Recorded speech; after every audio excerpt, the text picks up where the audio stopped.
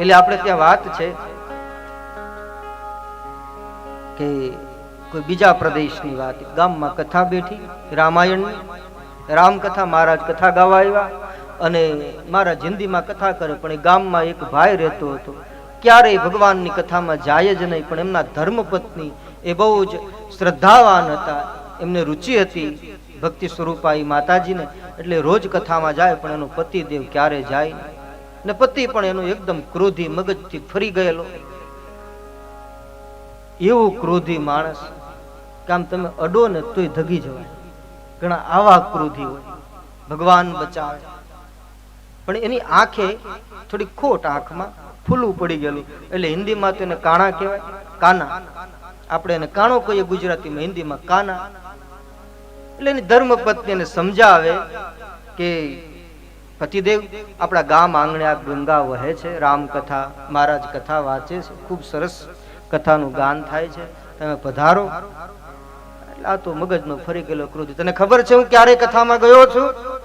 તમે ક્યારે ગયા નથી, હું જાણું છું, પણ હું વિનંતી કરું કે તમે પધારો. અરે મહારાજ કઈ આમ તેમ બોલે તો? અરે મહારાજ કઈ આમ તેમ બોલવા નથી આવ્યા, એ તો ભગવાનની કથા ગાવા આવ્યા છે. મહારાજ કઈ ઘા મારશે તો? અરે ઘા મારવા નથી, આ ઘા રૂઝવવા આવ્યા છે. આ જન્મો જન્મના ઘા લાગ્યા ને આપણને એ ઘા રૂઝવવા માટે આ ભગવાનની કથા છે. પત્નીએ વારંવાર વિનંતી કરી અને મનાયો, તૈયાર થયો પત્નીના આગ્રહથી. અને પત્ની પણ બહુ જ હોશિયાર, એટલે મહારાજજીની એકદમ સામે સન્મુખ એને બેસાડ્યા, તમે અહીંયા જ બેસો. પત્નીને એમ કે આ મહારાજના શબ્દોનો સીધો સંપર્ક થાય ને તો આની કુંડળીની જાગૃત થઈ હોય થઈ જાય.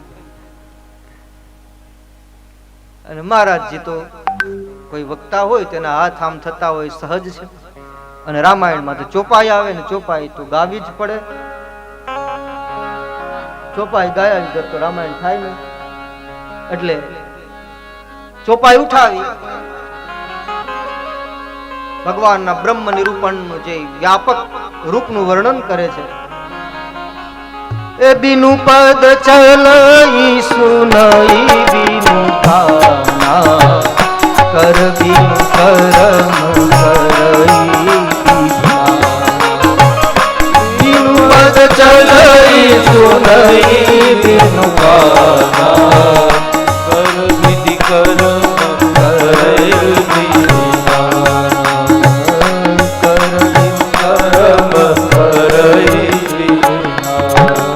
પદ ચલઈ સુનઈ બીનું કાના. કાના શબ્દ આવ્યો ને આને એમ થયું કે મને કાનો કીધો. એની પત્ની સામું જોવે, અરે પણ તમને કોઈએ કાનો કીધો નથી. બીનું પદ ચલઈ, આનો અર્થ એવો થાય કે જે પગ વગર ચાલી શકે. સુનઈ બીનું કાના, કાન વગર જે સાંભળી શકે. આમાં તમને કોઈએ કાણો કીધો નથી. પેલો કે નહીં, હું પોતે કને કાય ની ક ને નને નાનો ના કાનો હું પોતે.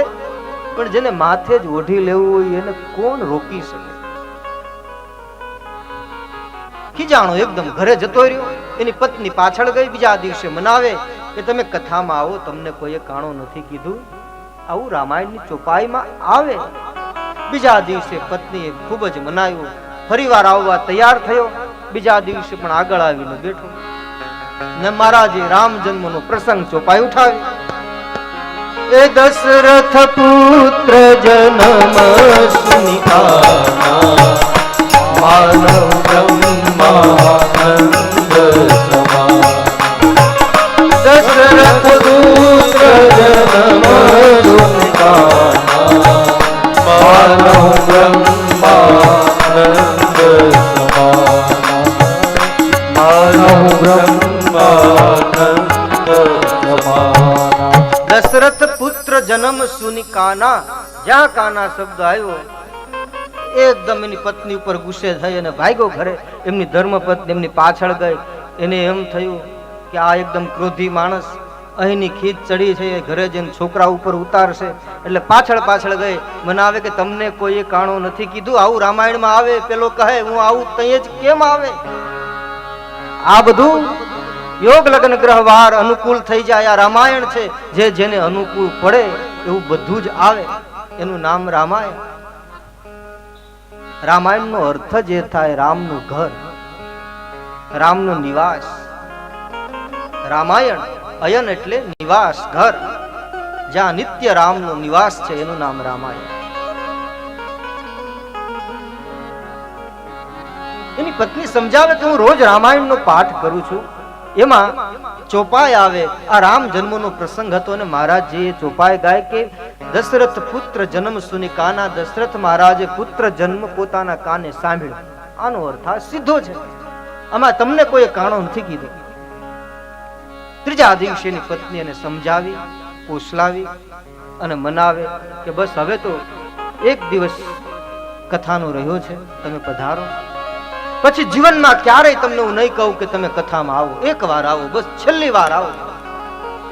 તો પતિ તૈયાર થયો, ચાલે આને રાજી રાખવા છેલ્લી વાર જઈ આવો. ત્રીજા દિવસે બરાબર આગળ આવીને બેસાડ્યો અને મહારાજ કથા ગાતા હતા. એને એમ થયું કે આ કોઈ શ્રદ્ધાવાન ભાવિક શ્રોતા લાગે. ત્રીજા દિવસે પણ એક આસન ઉપર આવી અને સન્મુખ બેઠા.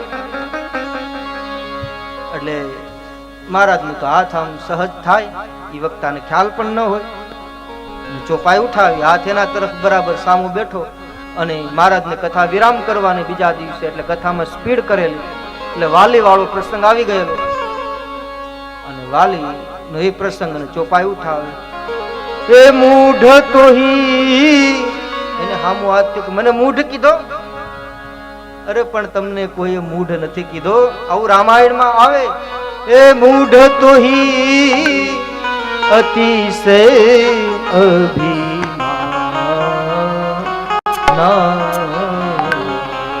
નારી શિખાવન કરશી.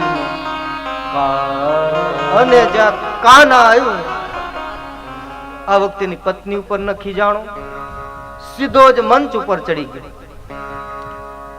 અને વ્યાસપીઠ ઉપર જે પોથી હતી ને, પોથી યાત્રાને આગલે દિવસે જ પોથી લઈને જતો રહ્યો. આગલે દિવસે પોથી યાત્રા થઈ. આવા અર્થો સમજે ને તો સાંભળનાર દોષ છે.